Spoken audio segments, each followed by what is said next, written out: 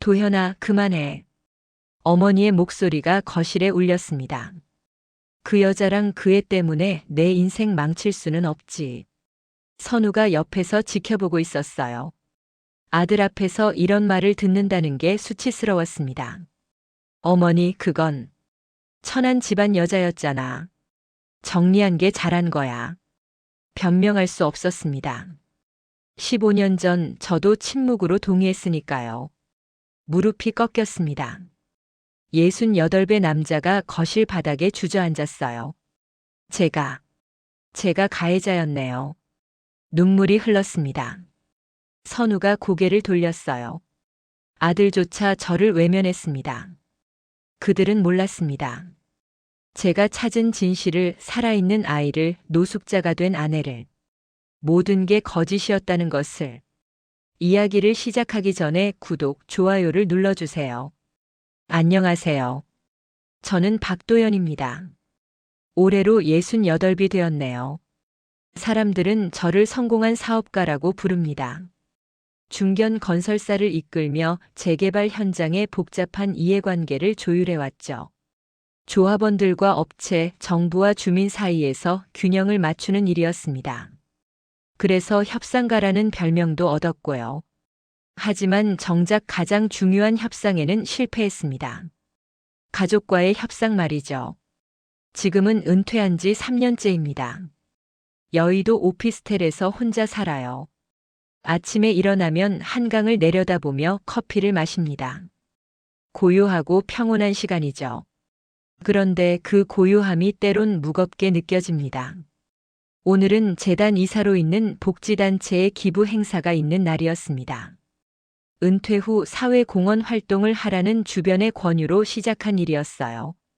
사실 저는 그다지 적극적인 편은 아닙니다. 그냥 이름을 올려두고 필요할 때 얼굴만 비추는 정도죠. 도현 씨, 오늘 노숙자 쉼터 방문 일정 있으시죠? 비서 김 과장이 전화로 일정을 확인했습니다. 알고 있어요. 2시였나요? 네, 마포구 쉼터입니다. 겨울 의류 전달식이고요. 알겠습니다. 저는 차에 올라 마포 방향으로 향했습니다. 차창 밖으로 서울의 겨울 풍경이 지나갔어요. 을씨년스러운 하늘 아래 사람들이 분주히 움직이고 있었습니다. 그러다 문득 생각했죠. 나도 저렇게 바쁘게 살았는데 지금 남은 건 뭘까? 쉼터는 낡은 건물 2층에 있었습니다. 계단을 오르니 소독약과 오래된 빨래 냄새가 섞여 코를 찔렀어요. 현관문을 열자 좁은 복도 양쪽으로 방들이 늘어서 있었습니다. 박 이사님 오셨습니까? 쉼터 시설장이 반갑게 맞아주었습니다. 오늘 참석자가 20분 정도 되십니다. 간단히 인사 나누시고 의류 전달해 주시면 됩니다. 네, 알겠습니다. 저는 준비된 식당 공간으로 안내받았습니다. 긴 테이블에 사람들이 앉아 있었어요. 나이 지긋한 어르신들부터 젊은 사람들까지 다양했습니다. 모두들 조심스럽게 저를 바라보았죠. 안녕하세요. 오늘 이렇게 인사드리게 되어 반갑습니다. 저는 준비한 멘트를 꺼냈습니다. 사실 이런 자리가 익숙하지 않았어요. 그래서 항상 비슷한 말만 반복했죠. 추운 겨울 따뜻하게 보내시길 바랍니다. 사람들이 박수를 쳤습니다. 그때였습니다. 테이블 끝자리에 앉은 한 여인이 눈에 들어왔어요. 회색 머리카락이 어깨까지 내려왔고 야윈 얼굴에 깊은 주름이 패여 있었습니다. 낡은 점퍼를 입고 있었죠. 그런데 뭔가 낯익었습니다. 저는 시선을 떼지 못하고 그 여인을 바라보았어요. 여인도 저를 쳐다보았지만 특별한 반응은 없었습니다. 의류 전달이 시작되었습니다. 한 분씩 앞으로 나와 겨울 점퍼와 내복을 받아갔어요. 순서가 끝자리 여인에게 왔을 때 저는 그녀의 이름표를 보았습니다. 윤미정. 심장이 쿵 내려앉았습니다. 윤미정. 15년 전 이혼한 제 전처의 이름이었습니다. 저도 모르게 말이 나왔습니다. 여인이 고개를 들었어요. 가까이서 보니 확실했습니다. 많이 변했지만 틀림없었죠. 미정의 눈, 미정의 인매, 미정의 귓불에 있던 작은 점까지. 미정 씨? 제가 조심스럽게 물었습니다. 여인은 잠시 멍한 표정으로 저를 바라보았어요. 그러고는 고개를 갸웃거렸습니다. 저기요. 혹시 누구세요? 그 한마디에 제 세계가 멈춰버렸습니다. 나를 모른다고요? 미정 씨, 저예요. 박도현. 박도현? 그녀는 제 이름을 되뇌었지만 여전히 기억나지 않는다는 표정이었습니다. 죄송한데요, 어디서 뵌 분이신가요? 시설장이 옆에서 조용히 말했습니다. 윤미정 씨는 기억력에 문제가 좀 있으세요. 초기 치매 증상이거든요. 그 말이 귀에 꽂혔습니다. 치매. 저는 할 말을 잃었습니다. 그저 미정을 바라볼 수밖에 없었죠. 한때 제 아내였던 사람, 딸 하은을 낳아준 사람, 15년 전 제가 차갑게 내쳐버린 사람. 그 사람이 지금 노숙자 쉼터에서 저를 모른 채 서 있었습니다. 아, 네. 제가 착각했나 봅니다. 저는 겨우 입을 열었어요. 그리고 떨리는 손으로 의류 봉투를 건넸습니다. 따뜻하게 입으세요. 감사합니다. 미정은 공손하게 인사하고 돌아갔습니다. 저를 완전히 낯선 사람으로 대하면서요. 행사가 끝나고 저는 차에 올랐습니다. 운전기사가 시동을 걸었지만 출발하라는 말이 나오지 않았어요. 이사님 괜찮으십니까? 잠깐만요. 저는 고개를 숙이고 눈을 감았습니다. 가슴이 터질 것 같았죠. 15년이었습니다. 15년 동안 미정의 소식을 몰랐어요. 아니, 알려고 하지 않았습니다. 이혼 후 미정은 제 인생에서 지워야 할 존재였으니까요. 어머니 박정숙 여사가 그렇게 말했습니다. 천한 집안 여자랑 살면서 내가 얼마나 고생했니? 이제 깨끗이 정리하고 새 출발해라. 저는 그 말을 따랐습니다. 미정에게 위자료를 주고 연락을 끊었죠. 아들 선우도 미정을 만나지 못하게 했고요. 그런데 지금 미정은 노숙자였습니다. 게다가 치매까지. 출발하겠습니다. 기사가 조심스럽게 말했지만 저는 대답하지 못했어요. 그저 창밖을 바라보았습니다. 거리를 걷는 사람들이 보였습니다. 모두들 어딘가로 향하고 있었죠. 저도 평생 그렇게 살았습니다. 목표를 향해 앞만 보고 달렸어요. 하지만 뒤를 돌아보니 아무것도 남지 않았습니다. 아내도 딸도 따뜻한 가족도. 집에 돌아왔지만 잠이 오지 않았습니다. 거실 소파에 앉아 과거를 떠올렸어요. 미정과 처음 만난 날. 25살의 미정은 밝고 씩씩한 여자였습니다. 작은 식당 딸이었지만 당당했죠. 어머니는 결혼을 반대했습니다. 집안도 변변찮고 학벌도 없는 여자를 왜 데려오니? 하지만 저는 고집을 부렸고 결국 결혼했습니다. 딸 하은이 태어났을 때의 기쁨도 떠올랐어요. 작고 빨간 얼굴의 하은을 안았을 때의 벅찬 감정. 그런데 그 모든 게 무너진 날도 기억났습니다. 하은이 사고로 세상을 떠난 날. 아니, 사고라고 믿었던 날. 저는 소파에서 일어나 서재로 갔습니다. 오래된 서랍을 열었어요. 가장 깊숙한 곳에 낡은 봉투가 있었습니다. 그 안에는 하은의 사진 한 장이 들어있었죠. 5살 하은이 환하게 웃고 있는 사진. 아빠, 나 사진 예쁘게 나왔어요? 하은의 목소리가 들리는 것 같았습니다. 저는 사진을 가슴에 안았어요. 그리고 처음으로 인정했습니다. 나는 도망쳤다고. 미정도 하은도 진실도 모두 외면하고 도망쳤다고. 한강이 내려다 보이는 창가에 섰습니다. 밤의 서울이 불빛으로 가득했어요. 아름다운 풍경이었지만 제게는 아무 의미가 없었습니다. 오늘 쉼터에서 미정을 다시 만났습니다. 그리고 깨달았죠. 이제 더 이상 도망칠 수 없다는 것을. 그날 밤 잠을 이룰 수 없었습니다. 눈을 감으면 미정의 얼굴이 떠올랐어요. 저를 모르는 눈빛, 낯선 사람을 대하는 공손한 태도. 그 모든 것이 가슴을 찔렀습니다. 다음 날 아침 저는 결심했습니다. 쉼터에 다시 가야 했어요. 김 과장, 어제 갔던 쉼터 연락처 좀 보내주세요. 네, 이사님. 무슨 일 있으십니까? 아니요, 추가 지원건으로요. 거짓말이었습니다. 하지만 달리 설명할 방법이 없었죠. 오후에 쉼터로 향했습니다. 이번에는 기사 없이 직접 운전했어요. 누군가에게 들키고 싶지 않았습니다. 쉼터에 도착하자 시설장이 놀란 표정으로 맞았습니다. 박 이사님, 어쩐 일이세요? 어제 행사 후 몇 가지 여쭤볼 게 있어서요. 아, 그러시군요. 안으로 드시죠. 좁은 사무실로 안내받았습니다. 낡은 책상과 서류가 쌓인 선반이 보였어요. 차라도 한 잔 드릴까요? 아니요, 괜찮습니다. 저는 조심스럽게 입을 열었습니다. 어제 윤미정 씨라는 분 계셨잖아요. 아, 네. 미정 씨요. 그분이 얼마나 여기 계셨나요? 시설장은 잠시 생각하는 듯 했습니다.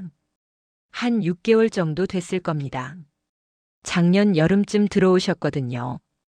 가족은 없나요? 네, 혼자세요. 연고자가 전혀 없으십니다. 그 말에 가슴이 철렁했습니다. 그럼 보호자는요? 따로 없으세요. 저희가 임시로 보호하고 있는 거죠. 시설장이 안타까운 표정을 지었습니다. 사실 미정 씨 상태가 좀 걱정이에요. 초기 치매 진단을 받으셨거든요. 치매요? 네. 작년에 쓰러지셔서 병원에 갔다가 알게 됐어요. 기억력이 많이 떨어지셨고 가끔 혼란스러워 하세요. 저는 주먹을 꽉 쥐었습니다. 손톱이 손바닥에 박혔지만 아픔을 느낄 수 없었어요. 치료는 받고 계신가요? 약은 처방받으셨는데 정기적으로 병원 가시기가 어려우세요. 비용 문제도 있고요. 비용이요? 네. 기초생활수급자 신청은 했는데 아직 처리 중이에요. 그래서 당분간은 저희가 최소한만 지원하고 있습니다. 시설장의 말이 이어졌습니다. 사실 이런 분들이 한둘이 아니에요. 가족도 없고 돈도 없고 아픈데 갈 곳도 없으시죠. 저는 할 말을 잃었습니다. 미정이 그런 처지였다니. 한때 제 아내였던 사람, 따뜻한 밥을 해주고 웃으며 제 옆을 걸었던 사람이 이제는 노숙자 쉼터에서 홀로 병을 앓고 있었습니다. 혹시 미정 씨를 만날 수 있을까요? 말이 저절로 나왔습니다. 지금요? 글쎄요, 낮 시간이라 대부분 밖에 나가 계실 텐데요. 어디 가셨을까요? 보통 근처 공원에 계세요. 벤치에 앉아 시간 보내시거든요. 고맙습니다. 저는 서둘러 쉼터를 나왔습니다. 근처 공원으로 향했어요. 작은 놀이터와 벤치 몇 개가 있는 동네 공원이었습니다. 그리고 벤치에 앉아 있는 미정을 발견했습니다. 낡은 점퍼를 입고 비닐봉지를 옆에 둔 채 멍하니 앞을 바라보고 있었어요. 저는 천천히 다가갔습니다. 심장이 빠르게 뛰었죠. 저기요. 미정이 고개를 돌렸습니다. 아, 어제 그분. 어제 행사에서 봤던 사람 정도로 기억하는 듯 했습니다.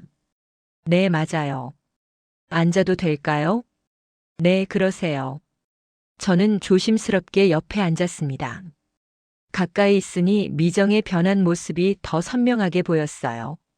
깊어진 주름, 거칠어진 손, 야윈 뺨. 날씨가 춥네요. 네, 좀 그렇죠. 미정은 담담하게 대답했습니다. 여기 자주 오세요? 할 일이 없어서 그냥 시간 보내러 나와요. 그 말에 가슴이 아렸습니다. 할 일이 없다니. 예전에 미정은 항상 바빴습니다. 집안일을 하고 하은을 돌보고 작은 가게를 운영하기도 했죠. 쉴 새 없이 움직이던 사람이었어요. 혹시 기억나는 게 있으세요? 예전 일 같은 거요. 조심스럽게 물었습니다. 미정은 잠시 생각하는 듯 했어요. 잘 모르겠어요. 요즘 기억이 자꾸 흐릿해져서요. 가족은요? 가족. 미정의 얼굴에 그림자가 드리웠습니다. 있었던 것 같기도 하고 없었던 것 같기도 하고 잘 기억이 안 나요. 저는 눈을 감았습니다. 저를 기억하지 못하는 것도 괴로웠지만 하은까지 잊어버렸다는 게 더 견디기 힘들었습니다. 시설장님이 그러시던데 병원 치료 받으신다고요? 네. 약 먹고 있어요. 근데 자주는 못 가요. 왜요? 돈이 없어서요. 미정은 담담하게 말했습니다. 부끄러워하거나 숨기지 않았어요. 그냥 사실을 말할 뿐이었습니다. 제가 도와드릴 수 있을 것 같은데요. 네. 미정이 의아한 표정으로 저를 바라보았습니다. 병원비요. 제가 지원할 수 있어요. 왜요? 저 모르는 분인데. 그냥 돕고 싶어서요. 어색한 대답이었습니다. 하지만 진실을 말할 수는 없었죠. 미정은 잠시 저를 바라보다가 고개를 저었습니다. 괜찮아요. 그럴 수 없어요. 왜요? 남의 도움 받고 싶지 않아요. 제가 혼자 해결할게요. 그 말에 뭉클했습니다. 변한 게 많았지만 미정의 자존심은 여전했어요. 쉽게 도움을 받으려 하지 않는 성격. 그래도 정말 괜찮아요. 신경 써주셔서 고맙지만요. 미정은 일어섰습니다. 저 들어가 볼게요. 추워서요. 아, 네. 저는 미정이 떠나는 모습을 바라보았습니다. 천천히 걷는 뒷모습이 쓸쓸해 보였어요. 집으로 돌아왔습니다. 거실에 앉아 생각에 잠겼죠. 어떻게 해야 할까? 미정을 도와야 하는데 어떤 방법으로? 그때 전화가 울렸습니다. 아들 선우였어요. 아버지. 응, 선우야. 이번 주말에 할머니 댁 가시죠? 그래야지. 제가 모시러 갈게요. 알았다. 전화를 끊고 한숨을 내쉬었습니다. 어머니. 박정숙 여사를 만나는 일이 요즘 더 무거워졌어요. 15년 전 그날의 기억이 자꾸 떠올랐습니다. 도현아, 그 여자랑 헤어져라. 우리 집안에 어울리지 않는 사람이야. 어머니, 미정은 제 아내고 하은의 엄마예요. 하은이는 내가 키울 테니까 걱정 마라. 너는 재혼해서 제대로 된 집안 여자를 만나야 해. 그때 저는 뭐라고 대답했을까? 기억이 흐릿했습니다. 아니, 기억하고 싶지 않았던 것일지도 몰라요. 밤이 깊어갔습니다. 잠들지 못하고 창가에 섰어요. 한강의 불빛이 반짝였지만 아무 위로도 되지 않았습니다. 왜 이혼했을까? 스스로에게 물었습니다. 사랑이 식어서? 성격 차이? 아니면 어머니의 압박? 진짜 이유는 따로 있었습니다. 하지만 그건 아직 인정하고 싶지 않았어요. 핸드폰을 들고 시설장에게 문자를 보냈습니다. 윤미정 씨 병원비 제가 익명으로 지원하고 싶습니다. 가능할까요? 답장은 금방 왔습니다. 감사합니다, 이사님. 미정 씨에게 큰 도움이 될 겁니다. 저는 핸드폰을 내려놓았습니다. 이게 최선일까? 아니, 이건 비겁한 거였습니다. 가족이라고 말하지 못하고 몰래 돈만 대주는 것. 하지만 달리 방법이 없었어요. 진실을 밝히면 어떻게 될까? 미정이 저를 기억하지 못하는데 어머니가 알게 되면 어떻게 될까? 선우는 뭐라고 할까? 너무 많은 것들이 얽혀 있었습니다. 거울을 보았습니다. 68배 남자가 서 있었어요. 성공한 사업가, 재단 이사, 존경받는 어른. 하지만 그 안에는 비겁한 남편, 무책임한 아버지가 숨어 있었습니다. 이건 단순한 일이 아니었습니다. 병원비를 대준다고 해결될 문제가 아니었어요. 15년 전부터 꼬여버린 실타래였습니다. 그리고 저는 이제 그 실타래를 풀어야 했습니다. 아니, 풀 수 있을까요? 주말이 되었습니다. 선우가 차를 몰고 왔어요. 어머니 댁으로 가는 날이었습니다. 아버지, 타세요. 응. 저는 뒷좌석에 앉았습니다. 선우는 능숙하게 차를 몰았죠. 말이 많지 않은 아들이었어요. 어릴 때부터 그랬습니다. 요즘 회사는 어떠니? 괜찮아요. 바쁘긴 한데 할만해요. 그래, 무리하지 마라. 네. 짧은 대화 후 침묵이 흘렀습니다. 저는 창밖을 바라보았어요. 강남의 고층 빌딩들이 지나갔습니다. 선우는 42살이었습니다. 대기업 임원으로 잘 살고 있었죠. 결혼은 하지 않았어요. 어머니가 소개하는 맞선을 몇 번 봤지만 성사되지 않았습니다. 할머니가 기다리고 계실 거예요. 그래. 어머니 박정숙 여사는 올해 89이었습니다. 평촌 타워 팰리스에서 혼자 살고 계셨어요. 건강은 좋은 편이었죠. 정정하고 또렷했습니다. 하지만 요즘 어머니를 만나는 게 두려웠습니다. 미정을 다시 본 후로 계속 그랬어요. 15년 전 일들이 자꾸 떠올랐거든요. 아파트에 도착했습니다. 고급스러운 로비를 지나 엘리베이터를 탔어요. 25층에서 내려 초인종을 눌렀습니다. 누구세요? 어머니, 저예요. 문이 열렸습니다. 어머니가 서 계셨어요. 회색 정장 차림에 진주 목걸이를 하고 계셨습니다. 나이에 비해 꼿꼿한 자세였죠. 왔구나. 들어와라. 안녕하세요, 할머니. 선우가 공손하게 인사했습니다. 그래, 선우야. 많이 바빴니? 괜찮아요. 할머니는 건강하시죠? 나야 뭐 그럭저럭이지. 거실로 들어갔습니다. 넓고 깔끔한 공간이었어요. 어머니는 정리정돈에 철저한 분이셨습니다. 밥 먹었니? 네, 먹고 왔어요. 차라도 마셔라. 어머니가 직접 차를 내오셨습니다. 가사도우미가 있었지만 손자 앞에서는 직접 하시는 걸 좋아하셨어요. 선우야, 요즘 회사에서 승진 얘기 나오니? 아직이요, 할머니. 내가 능력 있으니까 곧 될 거야. 우리 집안 사람들은 다 똑똑하거든. 어머니는 늘 그렇게 말씀하셨습니다. 우리 집안, 우리 가문. 그게 어머니에게는 무엇보다 중요했어요. 1시간쯤 이야기를 나누다가 선우가 자리를 떴습니다. 할머니, 저 잠깐 나갔다 올게요. 근처 서점 좀 들르려고요. 그래, 다녀와라. 선우가 나가자 거실에는 저와 어머니만 남았습니다. 도현아. 네, 어머니. 요즘 재단 일은 잘하고 있니?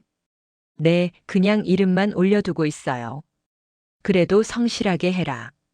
사회공헌 활동이 중요하거든. 알겠습니다. 어머니는 차를 한 모금 마셨습니다. 근데 말이다. 네. 내가 요즘 노숙자 쉼터에 자주 간다며? 심장이 철렁했습니다. 어떻게 아셨어요? 김 과장한테 들었지. 내 비서 아니니? 어머니는 제 주변 사람들과도 연락을 주고받으셨습니다. 그게 불편했지만 어쩔 수 없었어요. 그냥 기부 행사 때문에요. 그래. 한 번만 가면 되는 거 아니니? 추가 지원권이 있어서요. 거짓말이 자꾸 늘어났습니다. 어머니는 날카롭게 저를 쳐다보셨어요. 도현아, 쓸데없는데 시간 낭비하지 마라. 그런 사람들 도와봤자 밑 빠진 독에 물 붓기야. 어머니, 너는 내 위치에 맞는 활동을 해야지. 왜 그런데 자꾸 가니? 저는 대답하지 못했습니다. 그때였습니다. 갑자기 하은이 생각이 났어요. 딸 하은.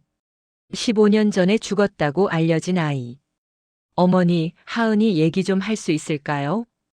어머니의 얼굴이 굳어졌습니다.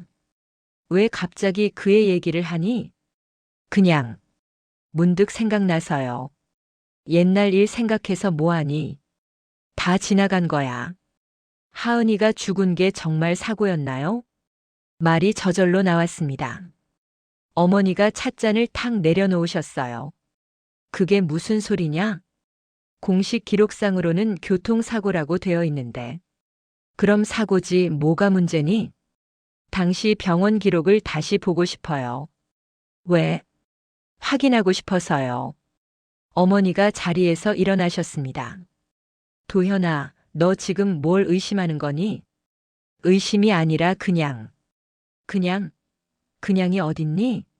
너 지금 나한테 거짓말했다고 의심하는 거 아니니? 어머니의 목소리가 높아졌습니다.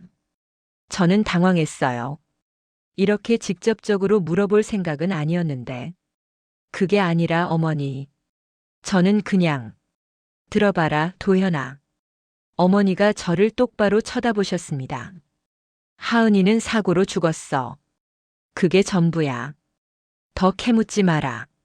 하지만은 무슨 15년 전 일을 왜 자꾸 들춰내니? 그게 너한테 뭐가 좋니? 어머니의 눈빛이 차가웠습니다. 그때 내가 얼마나 힘들었는데. 겨우 정리하고 다시 시작한 인생인데 왜 자꾸 과거로 돌아가려고 하니? 저는 진실이 알고 싶을 뿐이에요. 진실은 하은이가 죽었다는 거야. 그게 전부지. 저는 주먹을 꽉 쥐었습니다. 뭔가 숨기고 계셨습니다. 어머니의 태도가 너무 방어적이었어요. 어머니, 혹시 당시에 어머니 비서가 관여한 게 있나요? 뭐? 병원 기록을 보니까 이상한 점이 있었어요. 어머니 비서 이름이. 그만해. 어머니가 소리를 지르셨습니다. 도현아, 너 정신 차려라. 지금 내가 뭘 하려는 건지 알기나 하니? 저는 그냥 진실을. 진실하지 마. 어떤 진실이 너한테 좋겠니? 응? 내가 알아서 뭐가 달라지니? 어머니가 다가오셨습니다. 들어봐라. 하은이 일은 끝난 거야. 미정이 일도 끝났고. 너는 이제 그냥 조용히 살면 돼. 왜 자꾸 긁어부스럼을 만드니? 미정이를 아직도 그렇게 생각하세요? 당연하지. 그 여자는 우리 집안에 어울리지 않았어. 내가 그 여자랑 헤어진 건 잘한 일이야. 미정이는 제 아내였어요. 전처지 뭐. 이제는 남이야. 어머니의 말이 가슴을 찔렀습니다. 남.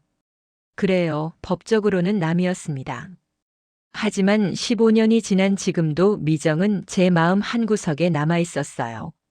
그때 현관문이 열렸습니다.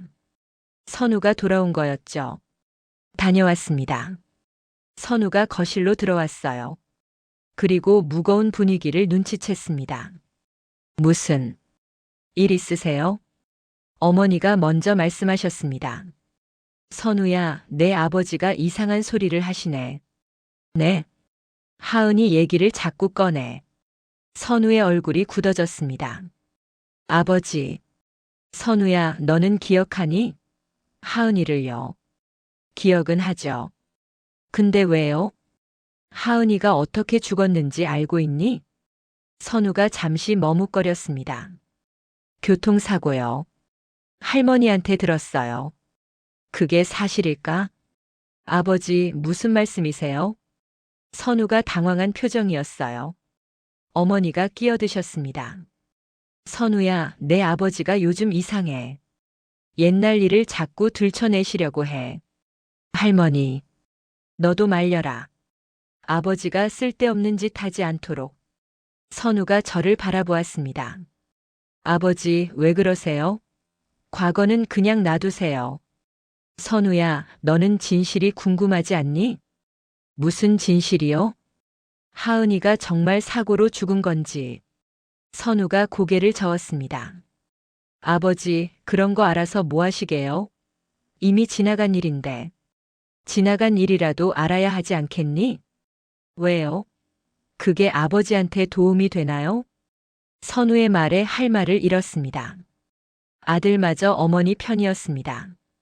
선우야, 너는 모르는 거야. 그때 어떤 일이 있었는지. 모르고 싶어요, 아버지. 저는 그냥 지금 이대로 살고 싶어요. 선우가 돌아섰습니다. 할머니, 저 먼저 나가 있을게요. 아버지 모시고 나오겠습니다. 선우가 현관으로 향했어요. 어머니가 낮은 목소리로 말씀하셨습니다. 도현아, 들었지? 선우도 내 편이 아니야. 너 혼자 이상한 짓 하지 마라. 어머니, 다시는 그 얘기 꺼내지 마. 알겠니? 하지만 저는 됐어. 나가라. 오늘은 더 얘기하고 싶지 않다. 어머니가 등을 돌리셨습니다. 저는 할 수 없이 자리에서 일어났어요. 현관으로 나왔습니다. 선우가 엘리베이터 앞에서 기다리고 있었죠. 가시죠, 아버지. 엘리베이터 안은 침묵으로 가득했습니다. 차에 올랐어요. 선우가 시동을 걸었지만 출발하지 않았습니다. 아버지. 응. 왜 그러세요? 요즘 이상하세요. 내가 뭐가 이상하니? 과거 일을 자꾸 들춰내시잖아요. 그게 무슨 의미가 있어요? 의미가 있어, 선우야. 무슨 의미요? 진실을 알아야 해. 선우가 한숨을 쉬었습니다. 아버지, 진실이 뭐가 중요해요? 지금 잘 살고 있잖아요. 평온하게. 평온? 이게 평온이니? 그럼 뭐예요? 아버지는 성공하셨고, 저도 잘 살고 있고, 할머니도 건강하시고. 이게 행복 아니에요? 저는 고개를 저었습니다. 선우야, 이건 행복이 아니야. 그냥 안정일 뿐이지. 안정이면 충분하지 않나요? 충분하지 않아. 선우가 핸들을 꽉 쥐었습니다. 아버지, 제발 그냥 놔두세요. 과거는 과거예요. 너도 어머니 편이구나. 편이 어딨어요. 저는 그냥 아버지가 힘들어 하시는 게 싫어요. 선우가 차를 출발시켰습니다. 집까지 가는 내내 아무 말도 하지 않았어요. 집 앞에 내려주고 선우가 말했습니다. 아버지, 부탁이에요. 이상한 일 하지 마세요. 할머니 속 썩이지 마시고요. 선우가 차를 몰고 떠났습니다. 저는 혼자 남았어요. 아파트 로비에 들어섰지만 엘리베이터를 타지 않았습니다. 그냥 로비 벤치에 앉았어요. 주변이 조용했습니다. 사람들이 오가고 불빛이 반짝였지만 저는 어둠 속에 있는 것 같았어요. 어머니도 아들도 제 편이 아니었습니다. 진실을 알고 싶어 하는 건 저뿐이었죠. 왜일까요? 왜 저만 이렇게 과거에 매달리는 걸까요? 하지만 알고 있었습니다. 이건 단순히 과거를 알고 싶어서가 아니었어요. 속죄하고 싶었던 겁니다. 15년 전 제가 저질렀을지도 모를 잘못을, 그리고 미정과 하은에게 빚진 것을. 로비를 나와 밤거리를 걸었습니다. 찬 바람이 얼굴을 때렸어요. 혼자였습니다. 완전히 혼자. 며칠이 지났습니다. 저는 서재에서 오래된 서류들을 뒤지고 있었어요. 15년 전 자료들이었습니다. 이혼 서류, 재산 분할 문서, 그리고 하은의 사망 진단서. 손이 떨렸습니다. 사망 진단서를 펼쳤어요. 윤하은 당시 5살. 사망 원인은 교통사고로 인한 다발성 손상. 하지만 이상한 점이 있었습니다. 사고 발생 시간과 병원 도착 시간 사이의 공백이 너무 길었어요. 그리고 담당 의사의 서명 옆에 작은 메모가 있었습니다. 보호자 요청으로 최소한의 기록만 남김. 보호자. 당시 보호자는 저였을까요? 아니면 어머니였을까요? 그때 또 다른 서류가 눈에 띄었습니다. 병원비 영수증이었어요. 그런데 결제자 이름이 어머니의 비서였습니다. 김태수. 어머니의 오랜 비서였죠. 15년 전에도 어머니를 보좌했던 사람. 왜 어머니의 비서가 하은의 병원비를 냈을까요? 머릿속이 복잡해졌습니다. 핸드폰을 들었어요. 김태수 비서의 번호를 찾았습니다. 아직도 연락처가 남아 있었죠. 전화를 걸었습니다. 여보세요? 김 비서님, 저 박도연입니다. 아, 도련님. 오랜만이십니다. 네. 혹시 지금 시간 괜찮으세요? 만나서 얘기 좀 하고 싶은데요. 잠시 침묵이 흘렀습니다. 무슨 일이신지요? 15년 전 일에 대해서요. 15년 전이요? 네. 하은이 일말입니다. 또 침묵. 도련님, 그건 꼭 만나야 해요. 내일 시간 내주시겠어요? 알겠습니다. 어디서 뵐까요? 광화문 근처 카페로 하시죠. 다음 날 약속 장소로 나갔습니다. 김태수 비서는 60 중반의 남자였어요. 어머니를 40년 넘게 보좌한 사람이었습니다. 도련님 오셨습니까? 네, 비서님. 앉으시죠. 커피를 주문하고 마주 앉았습니다. 김 비서는 불편한 표정이었어요. 무슨 일로 저를 찾으신 건지요? 10년 전 하은이가 죽었을 때 말입니다. 네. 비서님이 병원비를 내셨더라고요. 김 비서의 얼굴이 굳어졌습니다. 그건 사모님께서 부탁하셔서요. 왜요? 제가 있었는데. 도련님께서는 당시 상태가 좋지 않으셨습니다.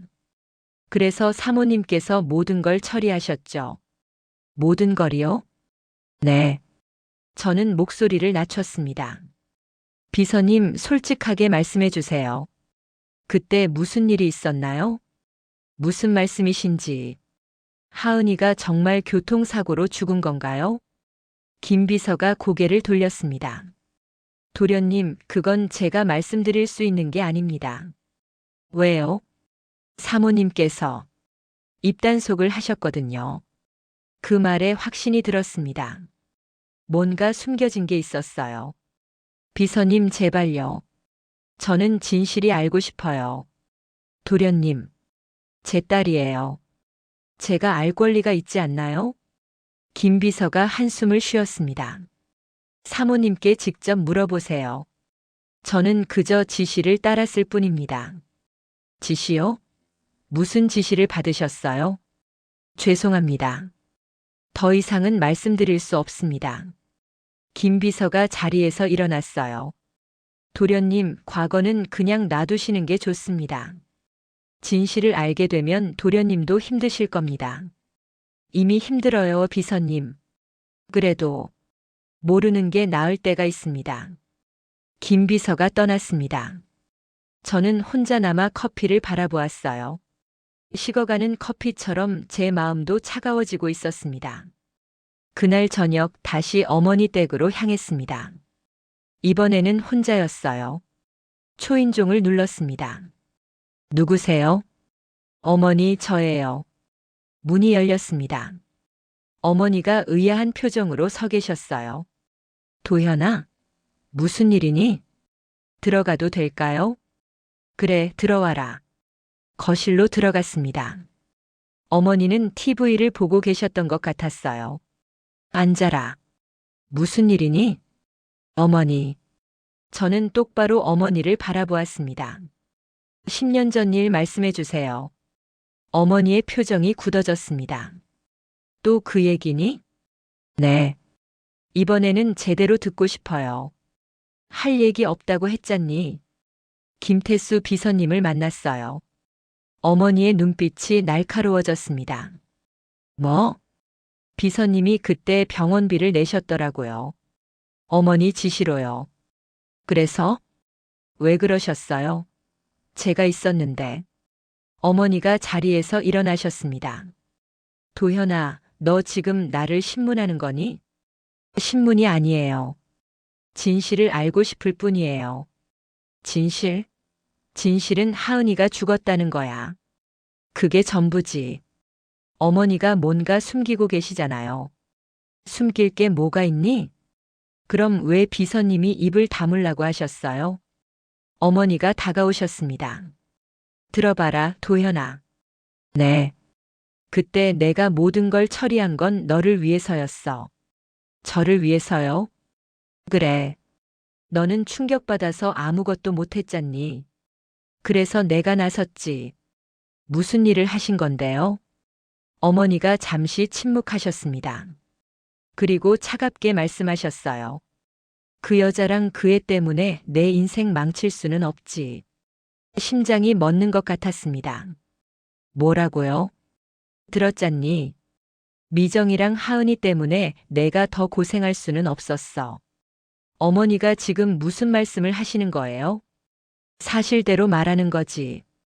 그 천한 여자랑 그 애는 우리 집안에 어울리지 않았어. 그래서 정리한 거야.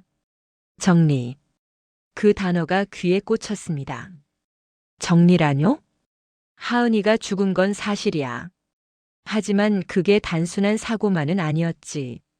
어머니, 미정이가 하은이를 제대로 못 돌봤어. 그래서 사고가 난 거고. 그게 무슨, 그 여자가 무능해서 애를 잃은 거야. 그런 여자를 왜 내 옆에 둬야 하니? 어머니의 말이 계속되었습니다. 그래서 내가 이혼을 추진했지. 너도 결국 동의했고, 제가 동의를. 그때 기억이 떠올랐습니다. 10년 전 하은이 장례식 직후였어요. 어머니가 말씀하셨죠.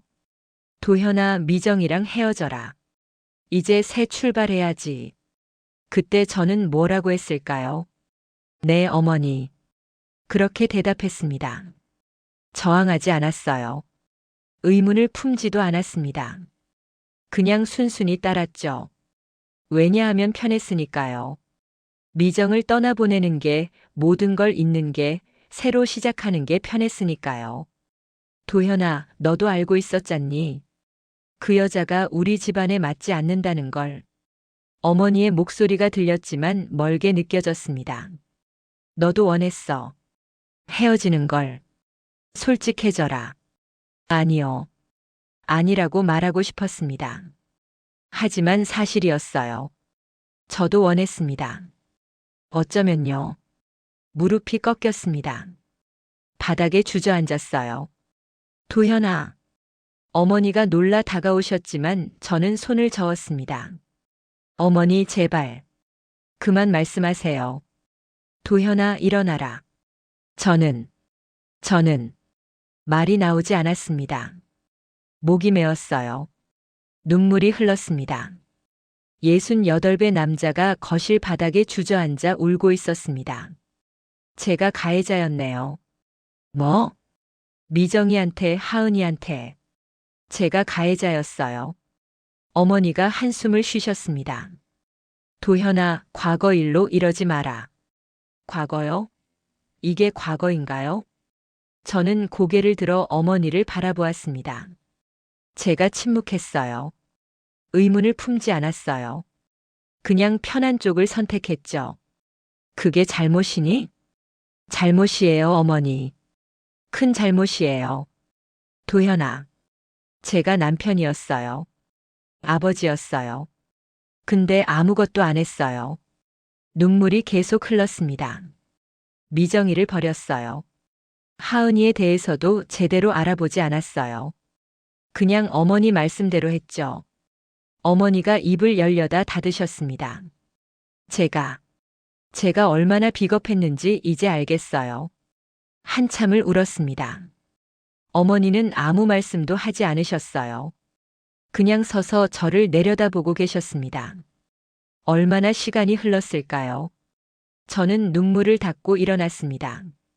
다리가 후들거렸지만 버텼어요. 어머니. 뭐니? 저는 이제 진실을 알아야 해요. 도현아. 하은이한테 무슨 일이 있었는지, 미정이가 왜 그렇게 됐는지 모두 알아야겠어요. 그래서 뭐 어쩌려고? 모르겠어요. 하지만 알아야 해요. 어머니가 차갑게 말씀하셨습니다. 내 마음대로 해라. 하지만 후회하지 마라. 이미 후회하고 있어요, 어머니. 10년 동안요. 저는 돌아섰습니다. 도현아. 뒤에서 어머니의 목소리가 들렸습니다. 너 정말 이러려고? 네. 선우도 날 떠날 거야. 주변 사람들도 다 너를 이상하게 볼 거고. 상관없어요. 혼자가 될 텐데. 저는 고개를 돌려 어머니를 바라보았습니다. 저는 이미 혼자였어요, 어머니. 아주 오래전부터요. 현관문을 열고 나왔습니다. 복도는 조용했어요. 엘리베이터를 타고 내려왔습니다. 거울에 비친 제 얼굴을 보았어요. 눈이 붉게 부어 있었습니다. 하지만 눈빛은 달라져 있었어요. 흐릿하고 방황하던 눈빛이 아니었습니다. 이제는 무언가를 향해 나아가는 눈빛이었죠. 밤거리를 걸었습니다. 차가운 바람이 불었지만 개의치 않았어요. 주머니에서 핸드폰을 꺼냈습니다. 노숙자 쉼터 번호를 찾았어요. 그리고 전화를 걸었습니다. 여보세요, 쉼터입니다. 안녕하세요. 박도연입니다.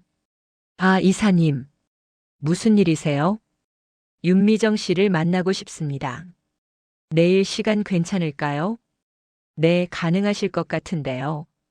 고맙습니다. 내일 뵙겠습니다.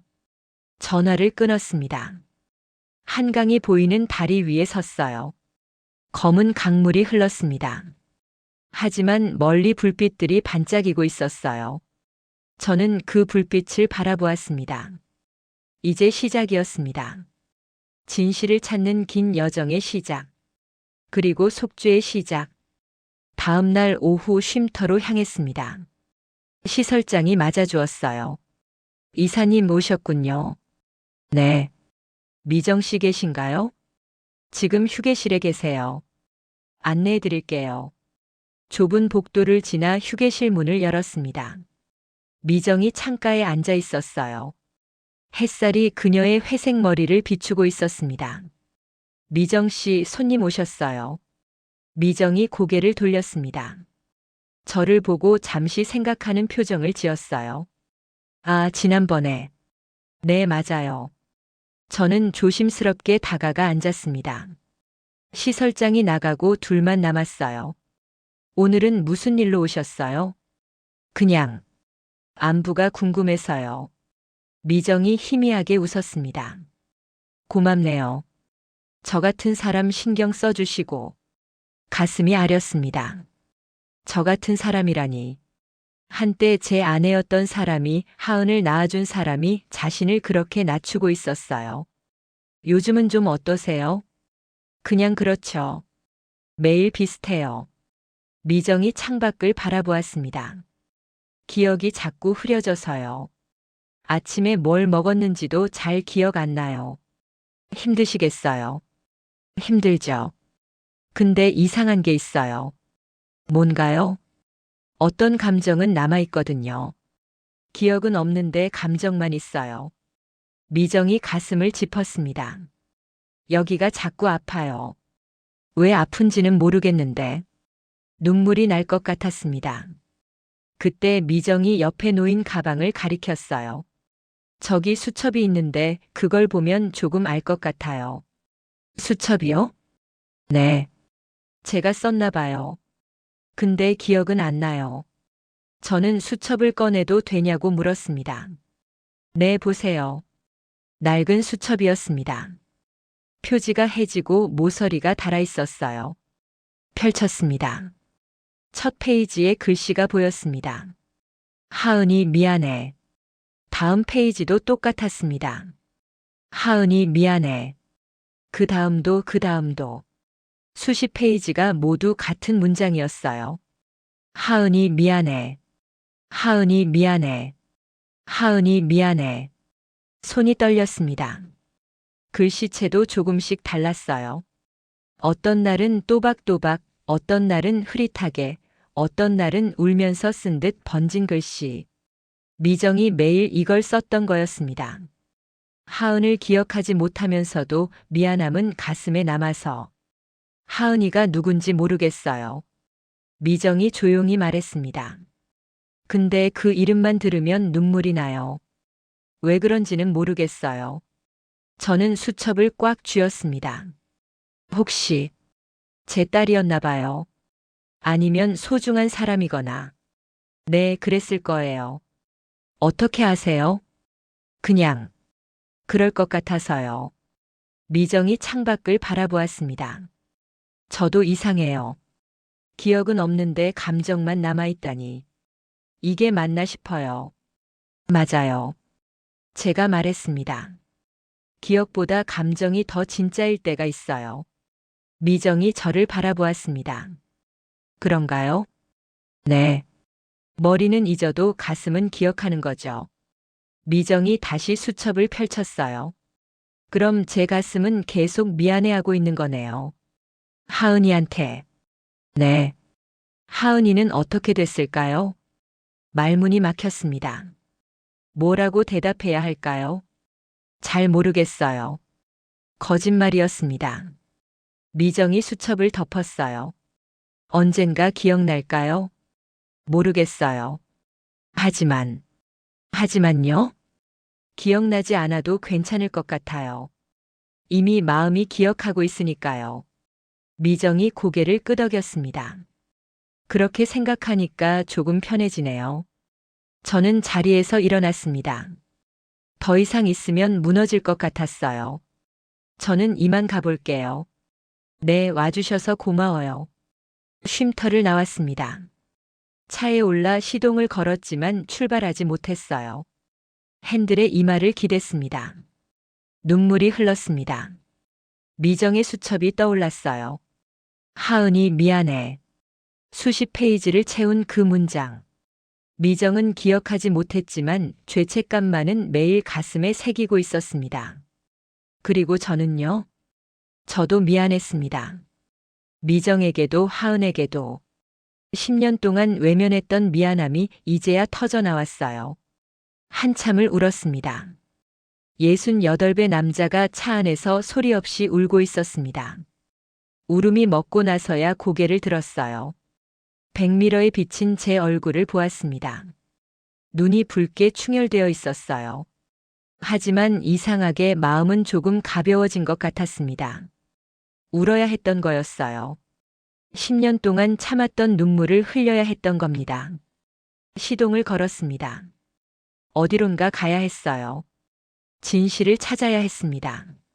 하은에게 무슨 일이 있었는지, 미정이 왜 이렇게 됐는지, 그리고 제가 어떻게 속죄할 수 있는지. 차는 천천히 움직이기 시작했습니다. 집으로 돌아온 저는 서재에 틀어박혔습니다. 15년 전 서류들을 다시 펼쳤어요. 사망 진단서, 병원 기록, 장례식 영수증. 하나하나 꼼꼼히 살펴보았습니다. 그러다 이상한 점을 발견했어요. 사망 진단서에는 하은이 한 명만 기록되어 있었습니다. 하지만 병원 응급실 접수 기록을 보니 환자가 2명이었어요. 윤하은, 윤아림. 쌍둥이였습니다. 심장이 뛰기 시작했어요. 하은이에게 쌍둥이 동생이 있었다는 걸 기억해냈습니다. 하림이. 그런데 왜 사망 진단서에는 하은만 있을까요? 서류를 더 뒤졌습니다. 그리고 발견했어요. 작은 메모 하나. 하림, 입양 절차 진행 마이너스 김태수. 입양이요? 왜 하림이를 입양 보냈을까요? 그것도 사고 직후에. 손이 떨렸습니다. 다음 날 입양 기록을 찾기 시작했어요. 15년 전 입양 기록은 쉽게 찾을 수 없었습니다. 개인정보 보호 때문이었죠. 하지만 저는 예전 인맥을 동원했어요. 건설업계에서 쌓은 인연들이 도움이 되었습니다. 사흘이 지나고 한 통의 전화를 받았습니다. 도현 씨 찾았습니다. 입양 전문 변호사였어요. 15년 전 윤아림이라는 이름으로 입양 기록이 있네요. 어디로요? 국내 가정입니다. 김씨 성을 가진 부부였어요. 지금은요? 그 부부가 3년 전에 이혼했고 아이는 어머니가 키우고 있다고 합니다. 아이 이름은요? 김서연. 현재 17살입니다. 김서연. 하림이의 새 이름이었습니다. 주소 좀 알 수 있을까요? 보내드리겠습니다. 전화를 끊고 한참을 멍하니 앉아 있었어요. 하림이가 살아 있었습니다. 죽은 줄 알았던 아이가 살아 있었어요. 며칠 후 김서연이 다니는 학교 앞에 갔습니다. 방과 후 시간이었어요. 학생들이 우르르 나왔습니다. 그리고 한 여학생이 눈에 들어왔어요. 검은 머리에 큰 눈, 작은 코. 미정을 닮았습니다. 아니, 하은을 닮았어요. 가슴이 두근거렸습니다. 여학생은 친구들과 웃으며 걸어갔어요. 평범한 고등학생이었습니다. 저는 뒤따라갔습니다. 여학생은 버스를 타고 집으로 향했어요. 저도 같은 버스에 올랐습니다. 주택가에서 내렸습니다. 낡은 연립주택 앞에서 멈췄어요. 여학생이 계단을 올라 문을 열고 들어갔습니다. 저는 차 안에서 한참을 지켜보았어요. 이 아이가 정말 하림일까요? 확신할 수 없었습니다. 다음 날 유전자 검사를 의뢰했습니다. 전문가에게 부탁했어요. 김서연의 DNA 샘플을 구해달라고. 일주일이 지났습니다. 결과가 나왔어요. 도현 씨 검사 결과 나왔습니다. 어떻게 나왔나요? 김서연 양과 윤하은 양은 일란성 쌍둥이 관계가 확실합니다. 전화기를 떨어뜨릴 뻔했습니다. 그리고 도현 씨와 김서연 양의 부녀 관계도 확인됩니다. 정말인가요? 네, 확실합니다. 전화를 끊고 주저앉았어요. 하림이가 살아있었습니다. 제 딸이 살아있었어요. 그날 저녁 어머니 댁으로 향했습니다. 손에는 유전자 검사 결과지를 들고 있었어요. 초인종을 눌렀습니다. 누구세요? 저예요, 어머니. 문이 열렸습니다. 어머니가 의아한 표정으로 서 계셨어요. 도현아, 또 왔니? 들어가도 될까요? 그래, 들어와라. 거실로 들어갔습니다. 어머니는 소파에 앉으셨어요. 무슨 일이니? 저는 서류를 테이블 위에 놓았습니다. 이게 뭐니? 유전자 검사 결과예요. 어머니가 서류를 집어들었어요. 그리고 표정이 굳어졌습니다. 이게 하림이가 살아있었어요, 어머니. 어머니가 서류를 내려놓으셨습니다. 도현아, 왜 거짓말하셨어요? 하림이가 죽었다고. 나는 그런 말 한 적 없어. 사망 진단서에는 하음만 있었어요. 하림이는 입양 보내셨잖아요. 어머니가 침묵하셨습니다. 왜요? 왜 그러셨어요? 한참 후에 어머니가 입을 여셨습니다. 한 명은 살려야 했으니까. 무슨 말씀이세요? 하은이는 이미 죽었어. 근데 하림이까지 미정이 손에 맡길 수는 없었지. 그래서 입양을 보내셨어요? 그래. 제대로 된 집안에 보냈어. 그게 아이한테도 나은 거야. 제 목소리가 높아졌습니다. 어머니가 무슨 권리로 그런 결정을 하세요? 나는 내 어머니야. 내 인생을 지키려고 한 거지. 제 인생이요? 제 딸을 빼앗아 놓고요? 어머니가 자리에서 일어나셨습니다. 도현아, 그때 너는 아무것도 못했어. 충격받아서 멍하니 있기만 했지. 그래서 내가 나선 거야. 저한테 물어보셨어야죠. 물어봤으면 뭐라고 했겠니? 어차피 미정이랑 헤어질 거였잖아. 그건 말문이 막혔습니다. 어머니가 다가오셨어요. 하림이는 좋은 집에서 잘 자랐어. 그걸로 됐지 뭘 더 바라니? 어머니는 아이를 물건처럼. 물건? 난 아이를 살린 거야.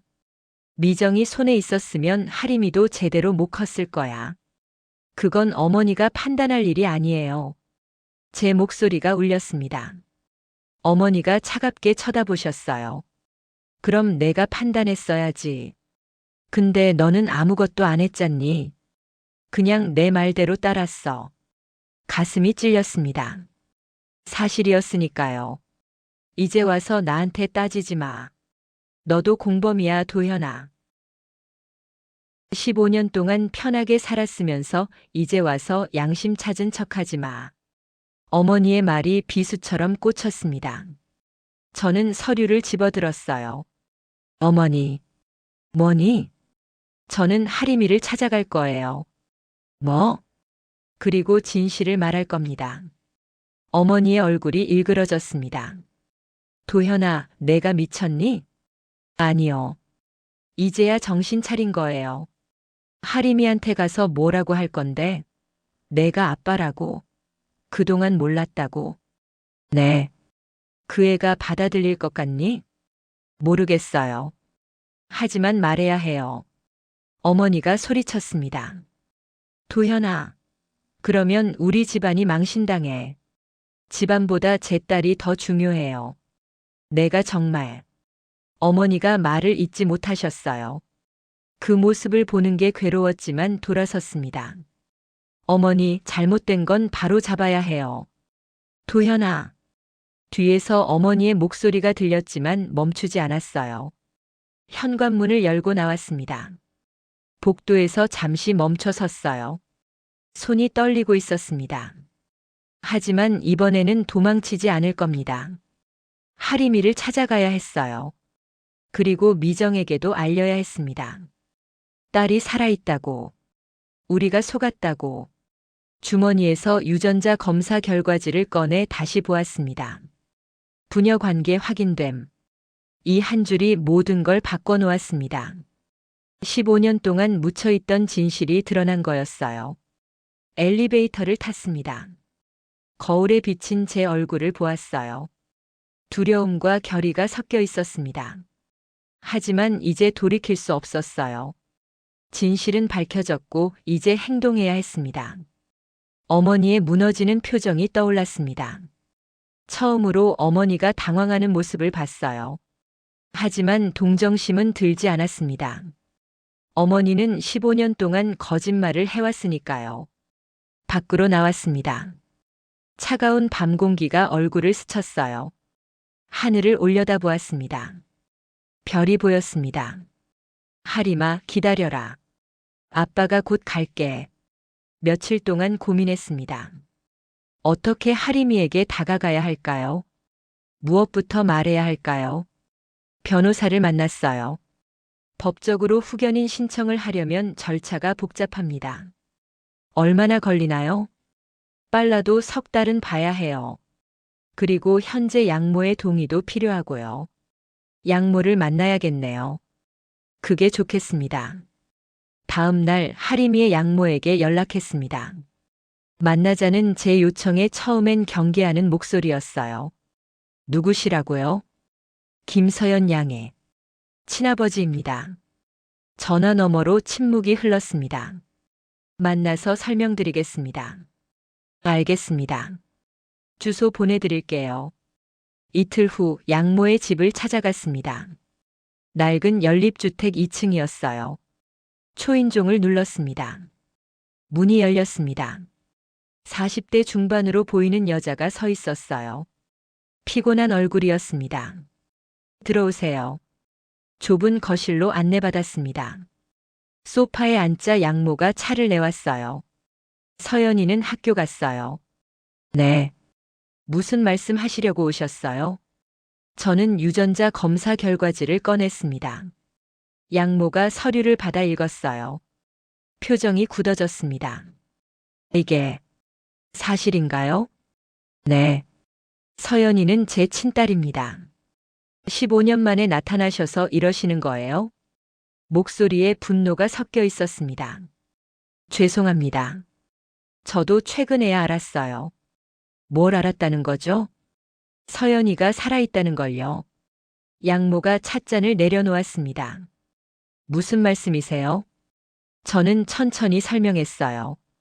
10년 전 사고, 하은의 죽음, 그리고 어머니의 거짓말. 양모는 말없이 듣고 있었습니다.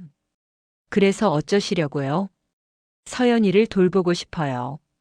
돌본다고요? 네. 법적 후견인이 되고 싶습니다. 양모가 웃었어요. 냉소적인 웃음이었습니다. 10년 동안 한 번도 안 찾아오시다가 이제 와서 아빠 노릇하시겠다고요? 잘못했습니다. 잘못으로 끝날 일이 아니에요. 양모의 목소리가 떨렸습니다.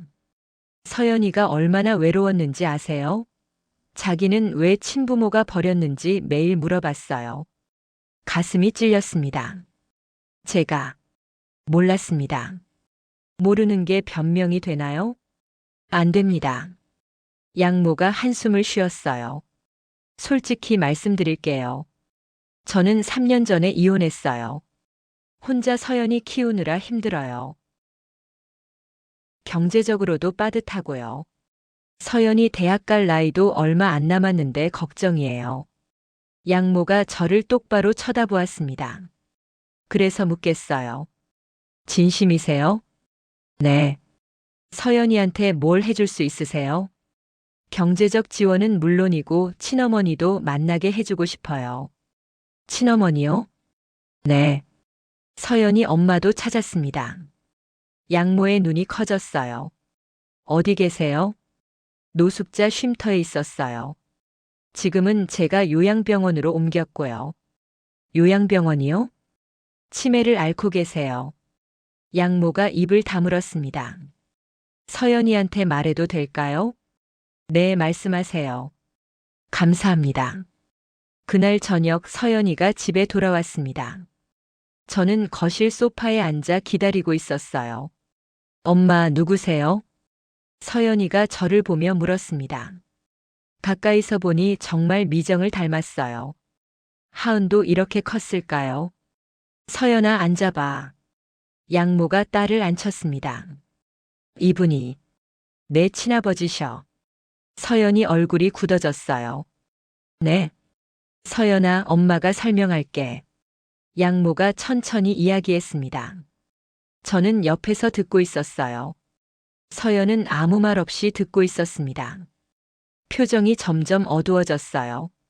그래서 이분이 널 돌보고 싶다고 하셔. 서연이 저를 쳐다보았습니다. 왜요?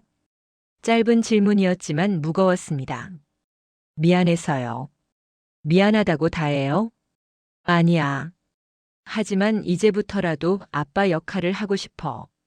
서연이 고개를 저었어요. 필요 없어요. 서연아. 10년 동안 없었잖아요. 이제 와서 무슨 아빠예요. 양모가 말했습니다. 서연아, 이분 말 들어봐. 싫어요. 서연이 일어섰습니다. 저는 방에 있을게요. 서연이 방으로 들어가 버렸어요. 양모가 미안한 표정을 지었습니다. 죄송해요. 애가 충격받았나 봐요. 당연하죠. 제가 천천히 다가가겠습니다. 서연이한테 시간 좀 주세요. 네, 알겠습니다. 일주일 후 변호사 사무실에서 서류에 서명했습니다. 재산 환원 서류였어요. 정말 전 재산을 기부하시는 겁니까? 네. 사회복지재단으로요. 생활비는요? 적당히 남겨두겠습니다. 많이 필요 없어요. 변호사가 고개를 저었어요. 대단하십니다. 대단한 게 아니에요. 당연한 거죠. 그 돈으로 제가 행복할 수 없었으니까요. 서명을 끝내고 나왔습니다. 이제 저는 평범한 사람이었어요. 거대한 재산도 사회적 지위도 없었습니다. 하지만 마음은 가벼웠습니다. 다음 날 미정이 있는 요양병원을 찾아갔습니다. 일주일 전에 제가 모셔온 곳이었어요. 깨끗하고 좋은 시설이었습니다. 안녕하세요. 간호사가 반갑게 맞아주었어요. 윤미정 환자분 면회 오셨어요? 네. 지금 정원에 계세요. 병원 뒤편 정원으로 갔습니다. 미정이 벤치에 앉아 있었어요. 햇살을 받으며 졸고 있었습니다. 미정 씨. 조용히 불렀습니다. 미정이 눈을 떴어요. 저를 보고 희미하게 웃었습니다. 아, 오셨어요. 저를 기억하진 못했지만 낯설어 하진 않았어요. 네, 왔어요. 오늘 컨디션은 어때요? 그냥 그래요. 햇살이 따뜻하네요. 그렇죠. 옆에 앉았습니다. 미정이 제 손을 보았어요. 손이 따뜻하시네요. 만져봐도 돼요. 미정이 조심스럽게 제 손을 잡았습니다. 그리고 이상한 표정을 지었어요. 신기해요. 뭐가요? 이 손이 익숙한 것 같아요. 기억은 안 나는데. 눈물이 날 것 같았지만 참았습니다. 그럴 수도 있죠. 우리 아는 사이였나요? 네, 아주 오래전에요. 그랬구나. 미정이 제 손을 놓지 않았어요. 그냥 계속 잡고 있었습니다. 한참을 그렇게 앉아 있었어요. 말은 없었지만 편안했습니다. 저기요. 미정이 조용히 말했습니다. 네. 다음에도 오실 거예요? 네, 매일 올게요. 매일요? 네. 왜요? 그냥 오고 싶어서요. 미정이 웃었습니다. 고마워요. 천만에요. 그날 이후 저는 매일 미정을 찾아갔습니다. 때론 산책을 하고 때론 그냥 앉아 있었어요. 미정은 매번 저를 처음 보는 것처럼 대했지만 제 손을 잡으면 편안해했습니다. 그걸로 충분했어요. 한 달 후 서연이가 연락을 해왔습니다. 저기요. 응, 서연아. 엄마. 친엄마 보고 싶어요. 그래, 언제 갈래? 이번 주말이요. 알았어. 같이 가자. 주말 서연이와 함께 요양병원에 갔습니다. 차 안에서 서연은 긴장한 표정이었어요. 떨려요. 괜찮아. 천천히 하면 돼. 병원에 도착했습니다. 미정이 정원에 있었어요. 미정 씨. 아, 오셨네요. 근데 오늘은 누가 같이? 미정이 서연을 보고 멈췄습니다. 이 아이는 미정 씨 딸이에요. 미정의 눈이 커졌어요. 딸이요? 네. 서연이 앞으로 나갔습니다. 안녕하세요. 미정이 서연을 뚫어지게 바라보았어요. 그리고 눈물이 흘렀습니다. 왜 눈물이 나지? 미정이 당황했습니다. 기억은 안 나는데 가슴이 아파요. 서연도 울기 시작했어요. 엄마.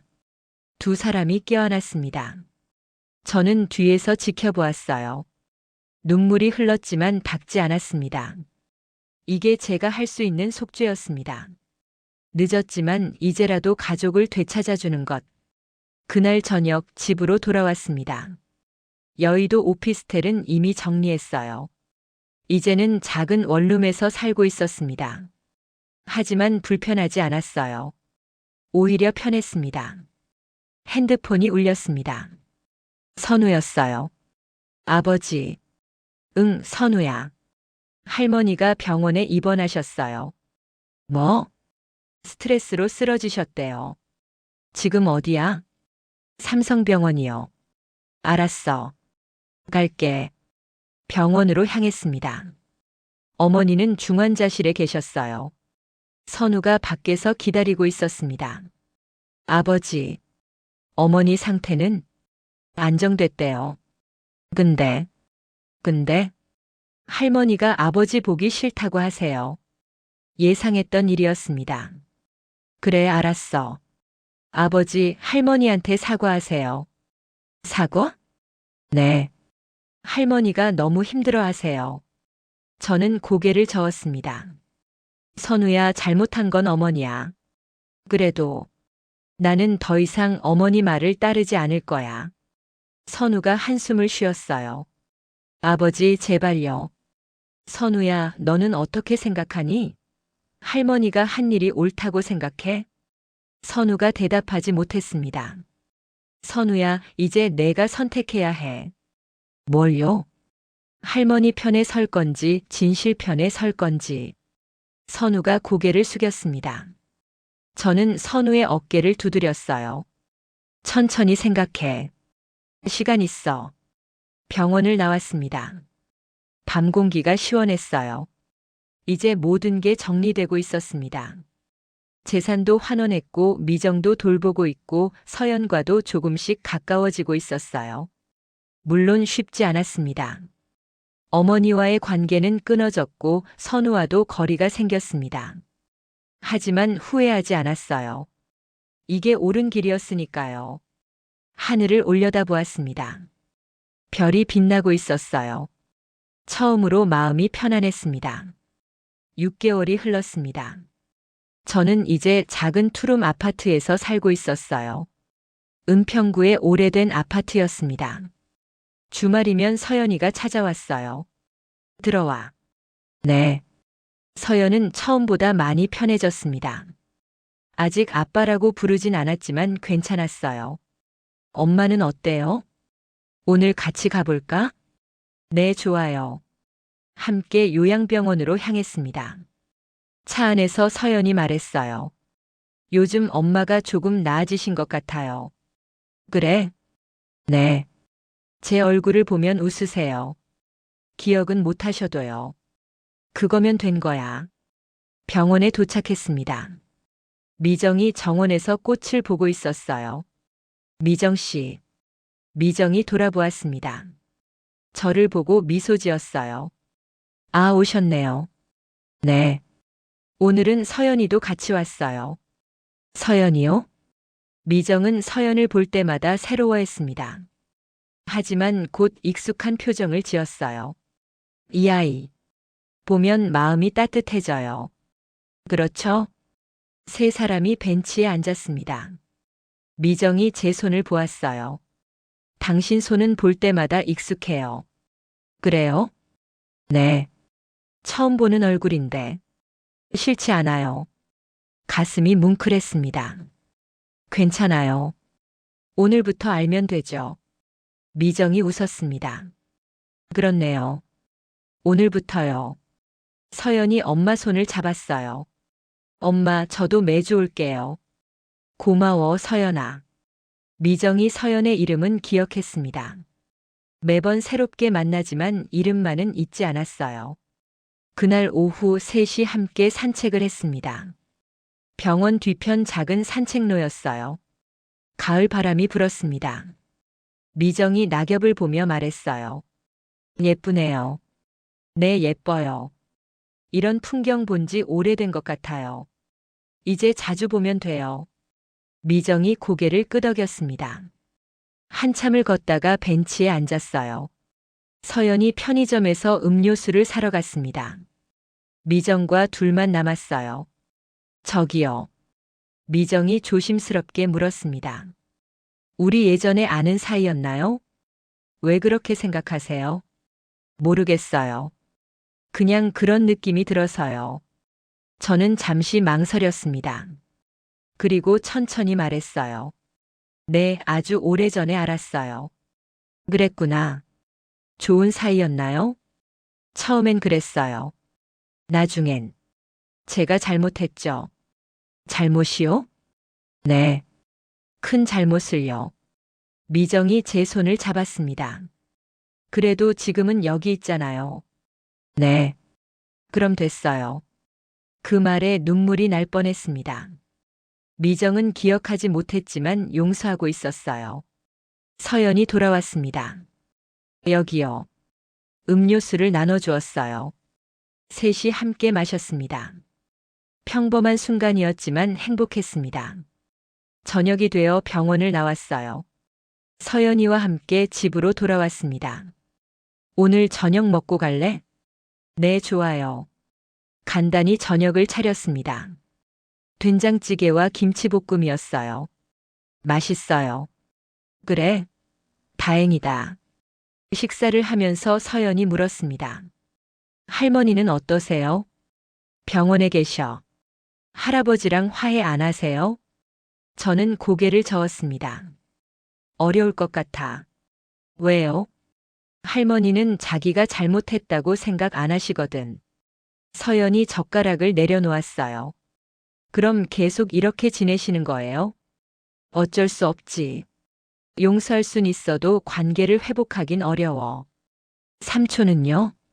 선우 삼촌 말이니? 네. 가끔 연락해.